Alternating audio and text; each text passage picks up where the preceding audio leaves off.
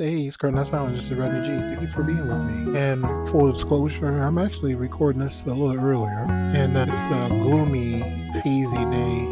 I'm on the second floor, so as I look out, it's just a cloudy day. The mountains are almost not visible at the very top.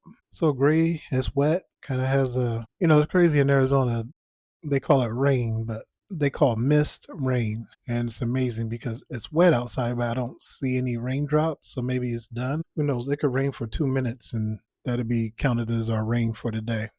But whatever. It's one of those cold, rainy, misty, cloudy, wet days today. And so, which is a perfect time for me to finish the story where I left off from, which was after my heart surgery. I woke up with my hands tied, kind of panicking, kind of like the Fire in the Sky where the aliens were had the thing over the guy's mouth while I had a tube in my mouth and people are trying to talk to me as if I'm supposed to be able to communicate. And they're like, wake up, because I keep drifting off trying to wake up from the anesthesia. Wake up, and I'm like, basically, I think I was saying, fuck you, fuck you. I can't talk, I can't talk.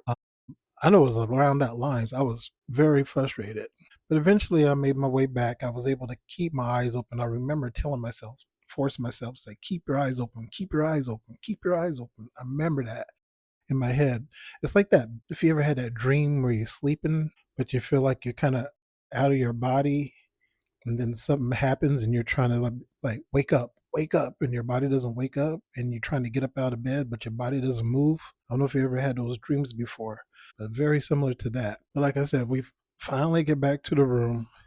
Um, well, I get back to the room, and I just still trying to maintain the where I'm at and wake up and keep my eyes open. And it's just was I was better now because they had like released my arms, so I was able to move my arms, and my wife was there talking to me and explaining why I had my hands tied or strapped to the bed. I told her basically that was like the one of the worst feelings I've ever had, being strapped down and people trying to talk to you and you can't communicate because you got a tube still in your mouth. But I made it. But the rough part was like coming, and there wasn't really pain to it. The rough part was I stayed there for about a week in recovery because mainly I was healing up well from the heart, but the kidneys was responding slowly.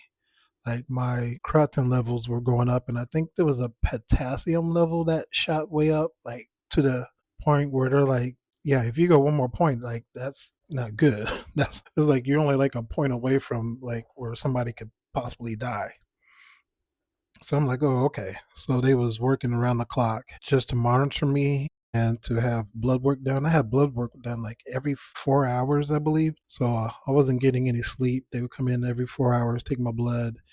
They was giving me insulin actually as well, just to get everything regulated. And the kidneys still took a while to get the lab work to become normal again.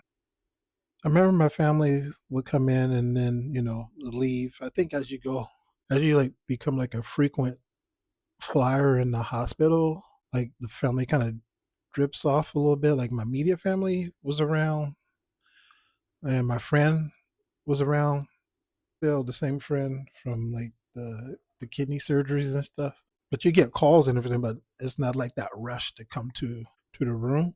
I feel like from like other family members, and my mom would have been there, but she just she's older now, so to make that flight, I wouldn't expect that.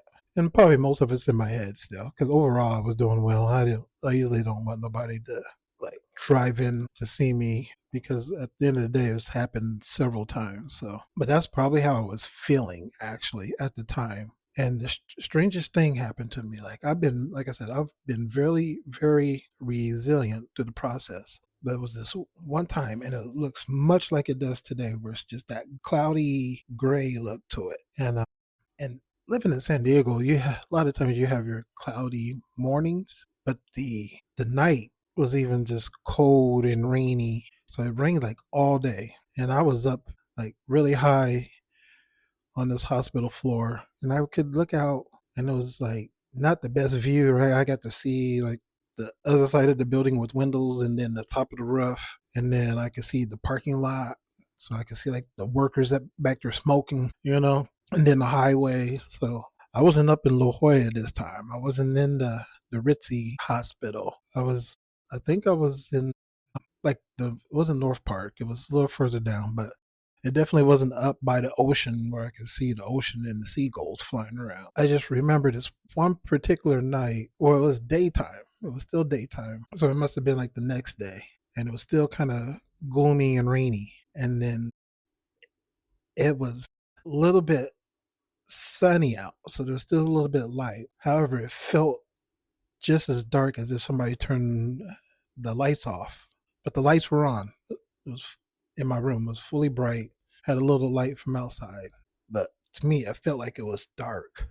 And at that point, I realized like you might be having some signs of depression. And I was able to process that just maybe because my background being a social worker and having like 8 years of studying basically psychology, sociology, and just all of it put together. Really, that's what social work is. It's just kind of like a snippet of a lot of things that you will master. So I definitely knew I was just having this display of depression, which I had never really experienced, but I felt it. And at that time, I just sat there and realized like, I need to get up out of bed and start walking around and becoming more social with the staff. And that's what I did.